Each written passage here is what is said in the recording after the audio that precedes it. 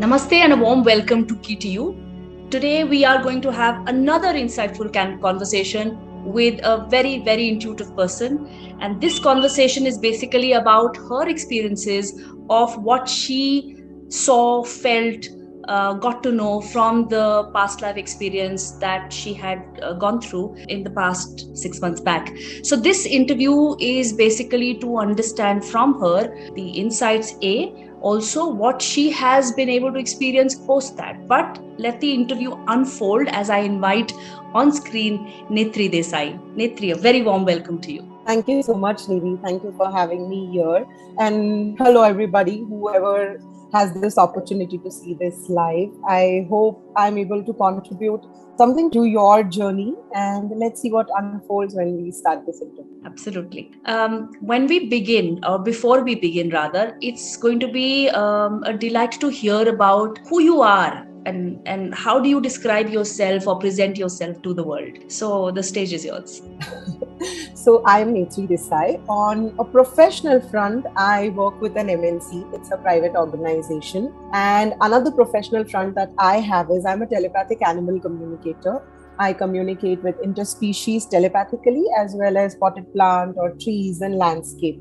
Apart from that, I'm also a healer and founder of Aahaniya. I started Aahaniya. It's a page and my company. I started it in 2007, and now I have a daughter whose name is Aahaniya.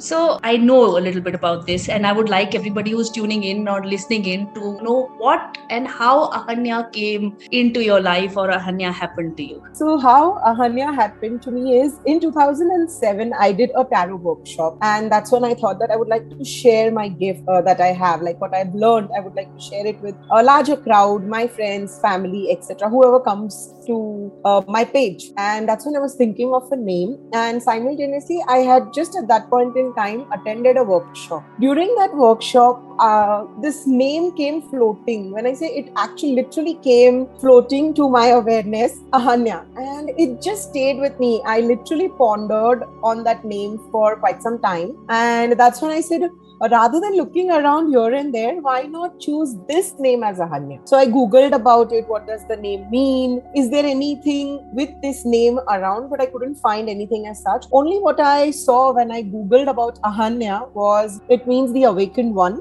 It also means hope and desire. So everything sat in so well that it is my hope and my desire to spread the light and everything that I know to share it with the audience that comes to me, including, of course, learning from them. It's an integral part of my journey. And that's when I said, okay, this is it. I would name my page Aahaniya, and that's how Aahaniya started. Having said that, in my journey, I used to always think that if and when I have a child, and if it's a girl, I'm going to name her Aahaniya, because as my journey progressed, this name became a very integral part of me. And recently, so of course now I have a daughter, as I mentioned, and the first thought when I saw those two lines were, it's a girl and it's definitely going to be Aahaniya. And that's what when I discussed it with my husband, that why not keep it this. Even he did not have a single doubt, and with full faith we said, let's do it. And when she was born, we named her Aahaniya. In my recent PLR, I got to know Past Life Regression. I got to know that Aahaniya was one of my names in my past life. So everything made so much sense to me. I have goosebumps right now too while I say this, but no wonder this name is so special to me. Now that you mentioned past life, how about talking about this specific past life where you got the insight that your name is or was Aahaniya? So in that particular past life, I was a girl, and I was somebody who was doing a lot of research on animals, plants, and how we can, through photosynthesis, we can get energy, vibrational frequency from those plants and then transfer it into a water and then heal our body. As simple as one of the examples that I got from my past life was, and I also saw jamun leaves. That is the memory that comes in right now. So having jamun leaves or the essence of those leaves can help treat aches and pains in the physical body. Is that so? Yes, that's what I figured it out in that lifetime, and I was to my amaze, and I would say I'm also grateful that this came in through that past life regression, I was being called a medicine mother. And recently, a dear friend had pulled a card for me as to what is my journey been so far. That memory pops in right now. And this medicine mother card did pop up in that reading. So now it's like, it's been 6 months that I have done this session, but things unfold at its own time. And this medicine mother did not strike to me till right now while we are talking. So I'm sure there is so much yet to unfold of what I have seen in that session that we've had. Unfold, and also it's seemingly, while I'm hearing you speak and also as how I remember your session, it seems like a continuum. It doesn't seem that there is a disconnect, because what we are talking about is a lifetime lived in, what year was it? 1800 what? 18 something, yeah, 1885. 1885, yeah, 1885. So that time to what you were doing and experiencing in that life is something so divinely connected in the way that you are exploring things around you in terms of communication, in terms of even medicine based on plants, etc. It's like, yeah, so much connected. Talk a little more about how you even thought about what led you to doing a past life regression. So I've done a couple of past life regressions earlier, and every time I reached into a past life regression therapist was purely to seek answers, because I had read this book called Soul's Gift, and which spoke a lot about life contracts, why particular people are together, including pets. So it was quite intriguing to see that, okay, there's a council that sits, and then there are people who choose to walk path with you based on the lesson that you've chosen. Having said that, to dig deep into why I chose this person in my life at this point in time, it's important to go into a past life. And hence specifically understand the choice that we've made may not stem up from just the willing or desire to know. It may stem up from a lot of questions which bring us to the point of what is happening and why me. And you and I both understand deeply how insightful these sessions from the past can bring in terms of the knowledge and understanding. So let's go a little deeper into your insights of the lives that you experienced. So one of the insights that I got was definitely finding this name Aahaniya Prabhu having past life connection with me.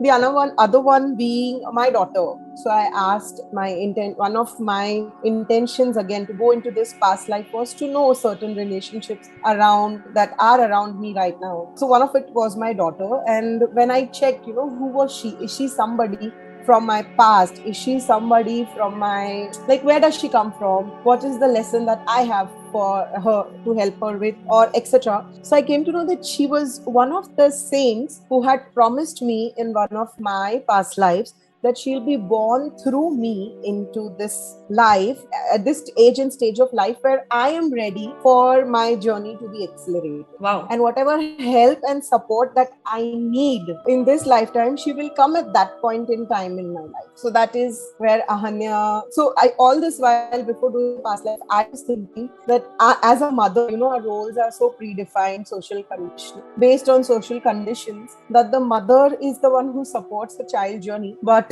it's Aahaniya who is supporting my journey more, is what I got to know through past life. So that was something very interesting, and I'm looking forward to it. How do you cope up with this kind of a realization that a child has come into your life, but that child is somebody, let's say, from a higher evolved space, who has come to help you? How do you balance this as a mother? So for personally for me, if I had come across this information before she was born, I would have said, okay, theek hai, let's see, dekhte hain. But now that she's born and I've experienced certain amount of time with her, she's 1 year old now. So no doubt she's here to bring about changes, because right from the time she's come into my stomach, into my hands, and now that we've completed 1 year of togetherness, I am so sure I literally take it with a pinch of salt that it's okay. She's come to support my journey. Great. Let's just see what unfolds. So I guess it's individual specific to how one takes it, and also based on the experiences. So whatever I've experienced with her, I did not even have a single doubt when during the past life regression that I saw that she's a master who's promised me to help me in my journey. Wow. And she definitely is helping. She's helped me let go of not just me, but our family, our little clan that we live in together, who are together. She's helped us a lot in just this little span of, say, 9 months of being inside and 1 year of being outside. She's changed so many things. 9 months of being inside and one. It's a different way of identifying or understanding this way of somebody's presence in life. All right. Absolutely. So you said you've had a few past lives. So in this interaction that we had together, in the lives that you experienced, what was the most important thing that you have been able to get? One was your daughter. What about different insights with respect to other areas of your life that you had a question about or you had a thought about? So it is said that, Guru Brahma, Guru Vishnu, Guru Devo Maheshwaraha. While I say this, I get goosebumps, but there's this one person whom I take as my guru, father, whatever you name him, he comes across in all forms and shapes. So that person I saw in my past life, because my intention to do this session with you was just to understand the relationships around and a bit of curiosity as to what is it that I need to know right now at this age and stage of my life. So he presented himself in not just one, but so many lifetimes that I have lived or that I have reincarnated on earth with. And one of them being very special to me, very close, is where he just came while I was this girl in one of the lifetimes, where my mother was my mother in this life too. My father was also my father in this life too. Brother was there, but I do not recognize him in this life. So I'm sure our contact is over and it's done. But he came and he took me after I was done with doing what I'm supposed to do in that life, in that family. And he came and took me along. And the way he came like, they show in these movies कि एक ऐसा छोटा सा दरवाजा, light वाला दरवाजा खुलता है, and then the person comes out. And all this while he was monitoring my life. And then came the time when I was ready to go. He came and he took me along. And it was so beautiful that we went into through light. And then I see myself and him on top of a mountain. And I didn't know what mountain it is. It's only later on after the session when I Googled, everything resonated about that mountain. And which we also saw that it's called the Om Parvat. Right? So, and I had heard about Om Parvat but never seen it because it never called me earlier. And now that it does, there's so much that resonates, so much that, and he's Babaji. When you say Babaji, you mean Babaji who? So he is as commonly known as Mahavatar Babaji from the autobiography of a yogi. So it was him who came in at that point in time in my life and took me out of that life. And then he told me certain things about me. He took me where we were on top of a mountain. There is this place which people are aware and people are not aware. He calls, can see this place and come to this place. I personally call that place Ghar, because what I realized through these past lives that I have seen is every time I drop a body, I visit that Ghar. So as a soul, because it's like, हम कहीं भी चले जाए, vacation ले लो या work के लिए ले लो, people who go for work purpose to leave their houses, end of the day they return home. So it's like my soul is also doing its work on a vacation or whatever it is, out on an adventure. It's ensuring that I go home. So that's the Ghar for me. And there are a couple of other people who are there too. So who are there in Ghar? Who did you see? So with the ones that I saw, there was this saint who is Aahaniya, is one Maharaj. Maharaj is what I would call him or address him as. Maharaj was there. Then there was Lahiri. Who now is Aahaniya. Yes, who is now as Aahaniya. And then there was Babaji. There's Babaji, of course. Then there's Babaji's sister, a lady with beautiful hair, long hair, pale face, and wears a bindi, and she's most of the times quiet, is what I experienced through my PLR. And then there was Yogananda that I saw Lahiri Mahasya, what people know him as, and I also saw Baba and Babaji being different. Baba is Sri Yukteswar Giri. So again, through past life regression, I got to know why we call Yukteswar Giriji Baba, because he was my father in one of my past lives. And in that life, we had built an ashram where the lady who's Babaji's sister, who's also called as Mataji, amongst the sadhus and the sadhvis that are there, everybody's given a role in that house, in that ghar, rather. House, ghar, jo bhi hai, ek hi hai hamare liye. So, and they do their work, and as and when there is a change required, the new different duties are assigned. So she was my mother in one of the past lives, and immediately after my birth she had passed away. So it was me and Baba, and the people used to come and go from that ashram that we built. And then that's where I met Abir for the first time. Abir as a soul, who is my husband right now. And yeah, that's what about that life is. So in that lifetime, Abir called Yukteswar Giriji Baba. So that kind of stayed with me. And now that when I came into realization of this fact that, okay, he's Baba, so मुंह से युक्तेश्वर गिरिजी निकलता ही नहीं है. It's always Baba. So talk about your connect with Abir that happened in that life, and what is it that what kind of realization happened for you when you saw Abir in that space in time when you were in an ashram with your father, who's Baba?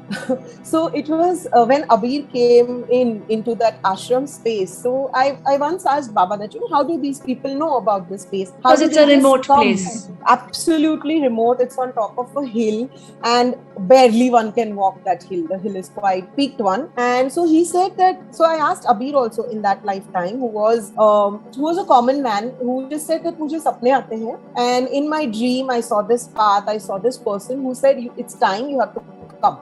And that's how Abir came. And he said constantly there was somebody leading me through this path, that यहाँ नहीं, यहाँ जाओ, यहाँ नहीं, ऐसे जाओ, ऐसे आओ. And so many such people walked into that ashram in a similar pattern, saying similar things, that we were guided through dreams. So it was Baba who would guide these people through dreams, who would come into the ashram, and then he would initiate them into yogic practices and whatever they were supposed to be leading their life with. So majorly most of them left that ashram after completing what they had to complete with Baba, but Abir stayed. Baba took samadhi, and it was me and Abir who took care of the ashram, who took care of the place, more like a companion to each other. So and to all the experiences, if I see, that was the lifetime when we were introduced to each other as in human form too. So it was quite surprising that, oh, okay, so he is the common connect between us. So that makes our relationship a little more, I would say, a little more closer and a little more intimate in knowing not just the person who the person is, but that soul's journey. That's how our journey is. And this ashram, since you're calling it an ashram, where is it situated, or where was it situated? If I remember well, it was somewhere in interiors of Kashmir, where not many people have access to, because there would be good amount of snow. When I say good amount, if you have to walk in that level of snow, it would be somewhere around chest level snow. So it was not easy for anybody, like my chest level, so किसी के लिए कमर तक भी हो सकता है. But yeah, it was not easy walk for somebody to take this kind of a journey. Only and only if you are meant to, there are certain places you can't just reach ऐसे ही. Only if you are meant to, you reach there. So these were few people who were meant to reach. This was about the life that you experienced with Baba, and thanks to you, I'm also getting used to or beginning to acknowledge him as Baba. So this is one life. Can you speak a little more about that space where they are, where Mahavtar Babaji, his sister, Lahiri Mahashay, Baba, and Yogananda ji are there, along with, of course, the sage who is now Aahaniya. What is that place all about? What more insights have you been able to receive during the session, or maybe insights post that session about that place? So about that place, what I remember now and what I can share is that place is not stationed. Like we say, Ghar is an emotion. It's not a place. Exactly what this place is to. It's more of an emotion, and it's like Baba Ji can take it wherever he wants to with him. It's what our thoughts are the inspirations of what is being created. So I'm sure these Hollywood movies and whatever these mythological aspects have been created and that we see is purely that some creative mind that has seen it and experienced it and now is creating it. So exactly that is how this Ghar is too. It's not stationed at a particular place. It can be anywhere. It can be right now in my house too, if Babaji wants it to.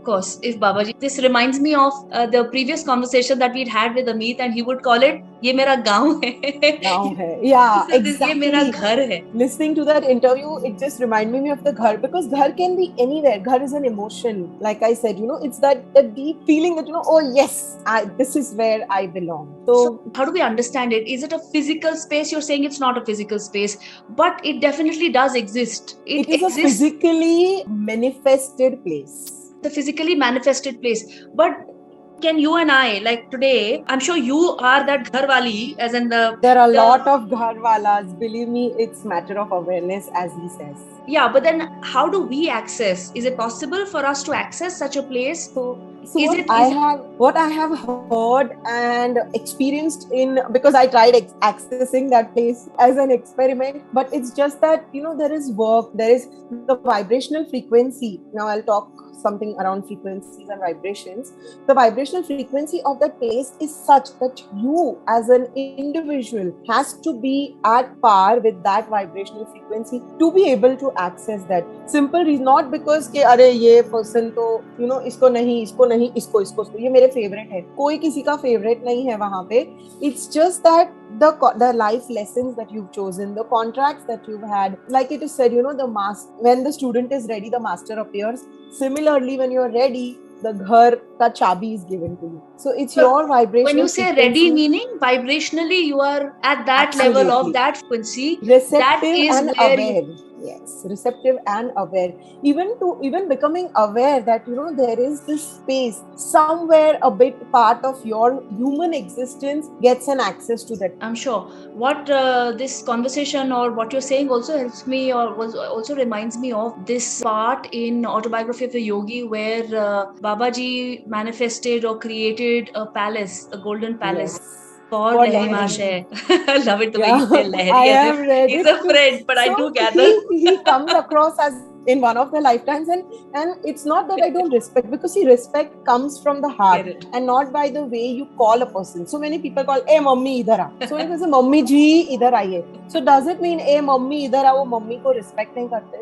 So I love Lahiri a lot and I respect him from the core of my being. But it's just that the bond that we share, the bond that I saw, and that's how I realized that, I always ended up calling him Lahiri. Probably you belong to that space and time, and it's that recollection, I would say, not just simple realization, but recollection. You've lived there. It's the Netri of now who wouldn't remember, and you've been able to remember that through. This is the beauty of past life experience or regressions, where we are able to connect to a spiritual high that we have achieved in a previous lifetime, and it happened for you because probably that was meant to be. Because what I realized when I was thinking about your session is that you came with very different questions, and the insights come to you through this session has actually made your initial query very, very small, or probably even insignificant, because the answers were so humongous that got answered on its own. The questions about certain relationships, etc. And when the insights that have come to you about being a part of such a place, which very, very few people, and I've heard about this particular space and place from experiences of other people, yes, I have. So knowing you had no inkling before this. When I did ask you certain questions about the place, it was very, very clear that you had absolutely no inkling about the existence of such a place. But to be opened up to it, probably it helps us understand that you were ready for this, or you were ready to accelerate something. Also space of surrender, but also to accelerate rather than just going one step at a time. It's also, in a way, what has happened is the time has been shortened for you to come to this realization, which you would have eventually realized, but the time has been shortened for you when Babaji took you by your hand and took you and said, "Ghar chalte hain," and that ghar happened where you were as that girl was Africa in 18, some other life. 1800 was Aahaniya Prabhu.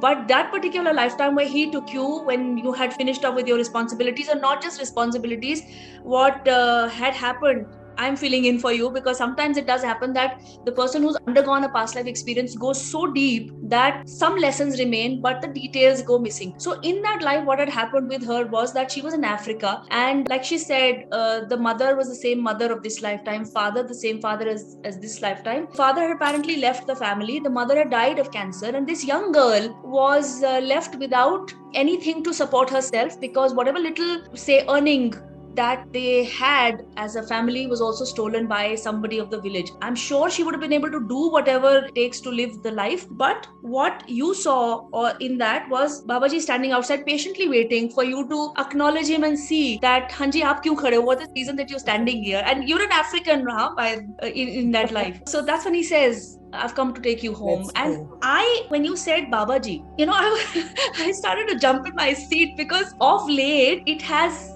been happening with me as well, as far as Babaji is concerned, that there are so many insights related to that. I said, no, I cannot be asking her, telling her Babaji, okay, Babaji. But then when I asked you, you immediately said Mahavatar Babaji, and then you went straight to that space, which I have been researching about. You have been a resident of. So happy to meet you.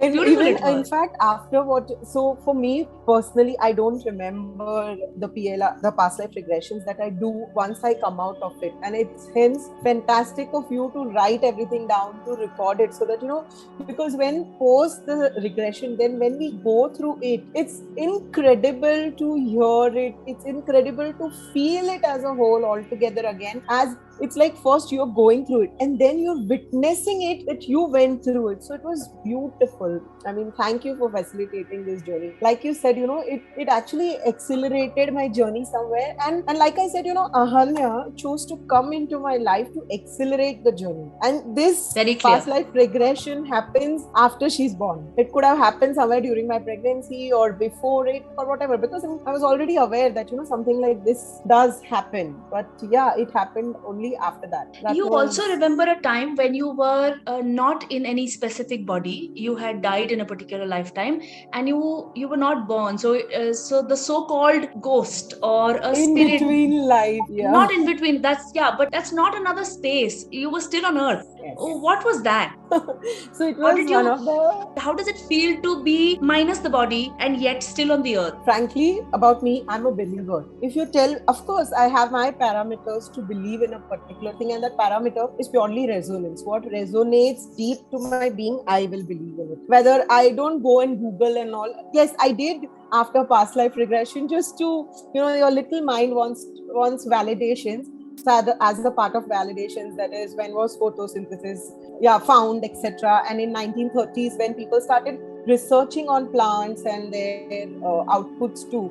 But with reference to this life, so when I saw myself as this, what they call me, forest ghost in that lifetime, jungle ka bhoot, it was very funny, very, very funny to see myself as that, because it was something that I had ended a life, and then I still had life left in me. So my soul chose that why not spend this time on earth itself and help people. So I would help people. Somebody who's lost, I would help them find their way. Somebody who's hungry, I would help them find food. Or somebody who's thirsty, I would help them find water. And the best part is, human being is incredible. What I have read is also, you is God and man is like God. So human is like God, right? So what they would do is they would bring in offerings also, like sweets, fruits, waters, and kuch log diya viya bhi jalate hain, something like that. So they would do as a ceremony to honor that being who's helping them. I remember taking a form of a deer to show someone something. So that was beautiful. And I never thought that, one could have access to this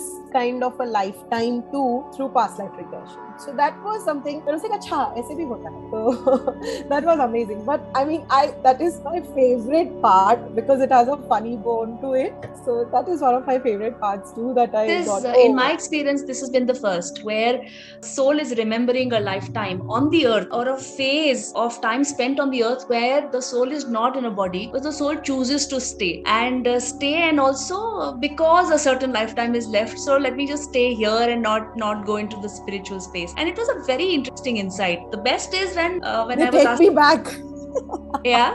Chalo time. So when my time was up, I was frankly kind of what I experienced was I was enjoying that phase. Hey, sabko madad kar rahe, sab mujhe dekh rahe hain. Like, you like that importance being given to you as that being that you are. And suddenly somebody from up comes and says that, chalo, time up ho gaya. That's it. So I was like, no, can I be here for a little more time? But he Somebody said, came that's from it. Ghar. Yes, somebody came from Ghar. So it's like how much ever a child wants to hover around, you have to go back. Now, when you say you have to go back, what really happens in that space that you call Ghar? There is a council, a committee that sits, and then they will ask you what happened, what you did, what do you think could have been done better, and what next. This specific set of people that you have just referred to as people who are from Ghar, are they the ones that you experienced also as the council who Yes, checked with absolutely. you? For What did me, you experience, yes. etc.? For me, they have always been one of the council members. Of course, there have been people, or rather saints, or there are few people, I don't remember their faces well, but who've changed over time. But like, we say the mains have always been there. And Lahiri Mahashya being one of them. Lahiri Mahasaya being one of them. I remember in our first ever conversation, we spoke about Lahiri Mahasaya only. Yeah. So what else is this place all about? So there are these set of people. What more has come into your awareness about? It may be an emotion or it may be shifting to wherever it shifts. But if this kind of a place and if these kinds of places do exist in certain planes, then what has something additionally come to you in terms of what may be also happening over there? So like it is said, additionally happening over there consciously, I'm not aware of it. But as and when I connect with that space, if there is something like, we say we get downloads, if there is something that I need or where I need guidance on, there is somebody from that home giving guidance. There is somebody guiding away. It can be in the physical form. It cannot be in the physical form. It can be otherwise too. I'll give you an example here. So a few years back, I had gone to this place called Rudraprayag. It's that conjunction of two rivers, Alaknanda, and the other one is Bhagirathi, is it? Bhagirathi. Yes, Alaknanda and Bhagirathi, and that's what makes it Ganga. So, and I was with a group of people, and it was more like we were supposed to do certain other places, to a religious, a spiritual tour kind of a thing. And everybody had left that bus. It was only me and another friend of mine. I was waiting for that friend to come down. Suddenly, at a distance, I saw this person who's looking at me and smiling, and I was like, "ये कौन है? ये मुझे देख के क्यों हंस रहा है?" So first, I just shrugged it off, saying maybe some Turkey person, And to the being that I am, I have a little extra funny bone. So I just shrugged it off, and I looked at my friend and I just called her, "Jaldi chal, we need to go down." Everybody's reached down because that's how the places where people do pitrudan and stuff like that. And later on, in that moment, I didn't realize who that person was. Because that person was constantly looking at me and laughing, I said, "Acha, theek hai, hoga koi." And I just gave that look, and I looked back, and then I didn't find that person. So I thought maybe mere se dar ke chala gaya. And then when I go down, there's this guy who is now a dear friend. He's reading a book, and until that time, I didn't know who this person is. Okay, he closes the book and keeps the book right next to me. Essay. So this is the cover of the book, and I said, "Oh shit, this is the man that I saw upar. Ye kaun hai?"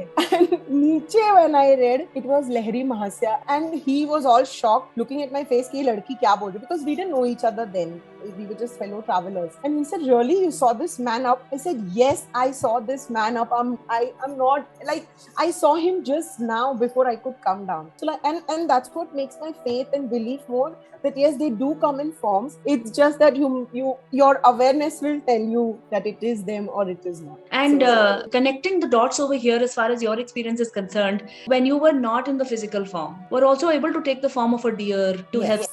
So it is possible for a non-form entity or a person to take form. And it also, I think, all depends on the level of advancement of that particular soul in that those capabilities. It does. And it was a very beautiful experience. It's like some of the few things that I've written in my note, that, this is the day when I actually met him. Now, what changed from then, I still have that funny bone. I still love to laugh it out. But awareness has changed. Now I know if he meets me again, irrespective of the form, until and unless, of course, he wants me to recognize him, I won't be. If he doesn't want me to recognize him, I won't be able to. But otherwise, I will be able to. That it's him who's come to meet me. What connect do you have with him?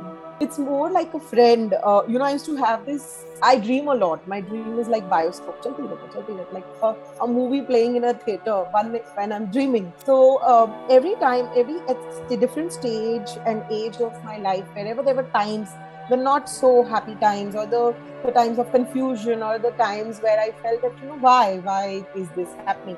He would always come in a shape, size, form that was relevant to that life. Sometimes a friend, sometimes just somebody whom I know, a fellow traveler, a soldier. One of the dreams that I had seen, when he was a soldier who's saving me from bombarding.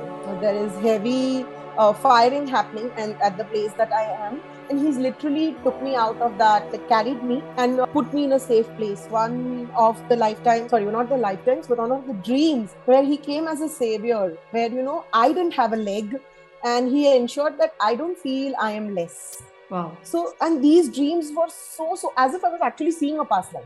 Like now, when I think of them, it was a proper lifetime that I would see in a dream. So it could, and it said that, you see your lifetimes too through dreams. So it could be one of the lifetime that he showed me when he's there with me, help me, a similar situation probably, or a situation where I can take reference point from and then apply it to my present situation.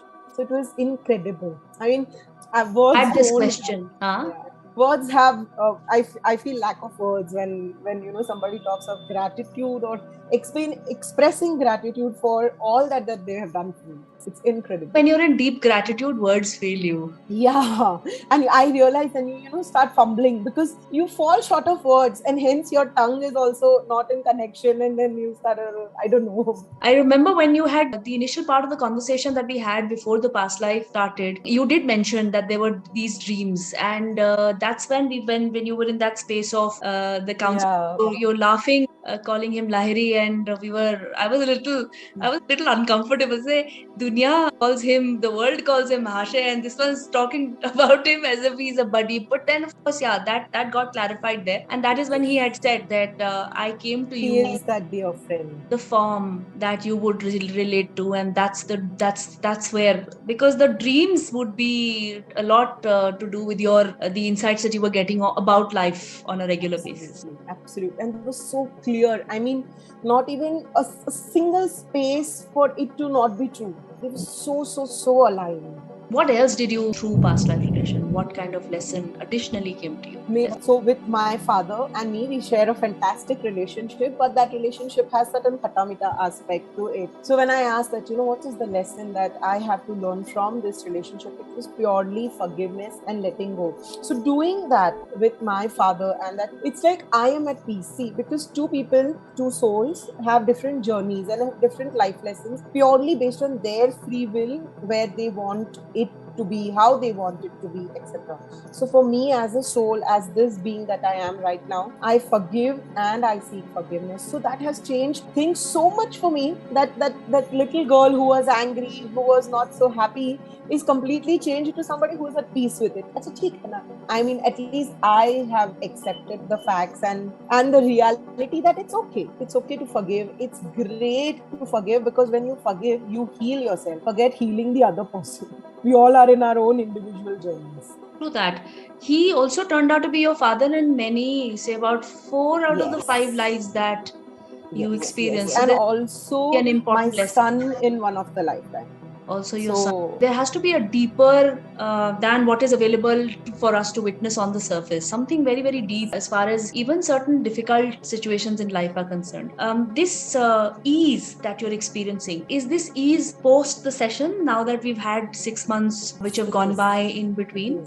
Yes, it is because there is the realization that has come in after these sessions is that, it is said that the world is like that egg, whose egg ke andar aur hai, and we are like those til ka danas. So visualize the size of an egg in front of that til ka dana. So when you look at things at a macro level, your whole perception changes. Yes. And macro is what we have been able to establish and understand through these Makes a lot of sense. And there is another statement which I had. Oh, yes. Let me One read of the it out. quotes. Yeah, in one of towards the end, when I asked you about a message that you have got, you said you have to forgive and don't hold on. And after don't hold on, you said that the message is flowing water is as powerful as being in control. What does this mean? So when it is usually said that, don't go with the flow, don't go with the flow, that's where Don't that's go or go with the flow. no, do not go with the flow is usually what I have heard personally, because it is Resist only as dead in fishes that go huh. with the flow. Yeah, yeah, yeah, yeah, yeah, However, yeah. yeah, like somebody who wants to be in control of everything. Like for me, being an elder sister or somebody whose mother passed away. So my mother passed away at a very early age when I was just 5 years old. So there were so many things that I took control of myself. I took responsibility of myself. So end of this whole beauty that we experienced, it was like just let go, forgive, and understand that because I believe water heals. Yes. Right. So, and hence this quote, flowing water is as powerful as being in control. So just let it go. Sometimes you have to allow it to flow for you to be in control. That flow is also, because if you see, water is in control of its flow in a way. Nobody can stop water. If water wants to flow, it will flow. So that is also being in control. It's mere perception that somebody looks at it. Wonderful. So I'm not going to get into my notes, but what more did you get as insights from in terms of realization in these past 6 months? What else has changed for you? There is more what we call as thera. Like I said, funny bone is good, but at a certain point in time in my life, I started feeling that the life is just rushing into events, one after the other, one after the other, one after the other. And experiencing this kind of a past life has kind of helped me take a backseat and be a witness that I am to my life. Rather than, it's good to live life, no doubt. It's good to be in a charge of your life rather than be in control of your life, is what I learned. So these Say that are the again, few. please. It's good to be In charge of your life rather than trying to control your life. There is a difference. When you control, you're resisting so many things. When you are in charge, you let things happen and you take what you like, you let go of what you don't resonate. excellent. Wow. So so that is more that has happened, and it's like a sense of peace that has come in. Also the fact that wow, these people that I always thought of as often, like I say, हम किसी को एक pedestal पे बिठा देते हैं and then we lose a connect with that person. And then there are only expectations towards that person कि अरे ये person तो कभी कुछ गलत कर ही नहीं सकता, ये person तो मतलब बस हमेशा यही है. So my learning here is, पहले तो किसी को उस pedestal पे बिठाओ ही मत. That pedestal should not exist. It is only when you think of God as your friend is when you will be able to ask, and it is only when you ask you will be able to receive. So it's not तुम किसी को कहीं से उतार नहीं रहे हो.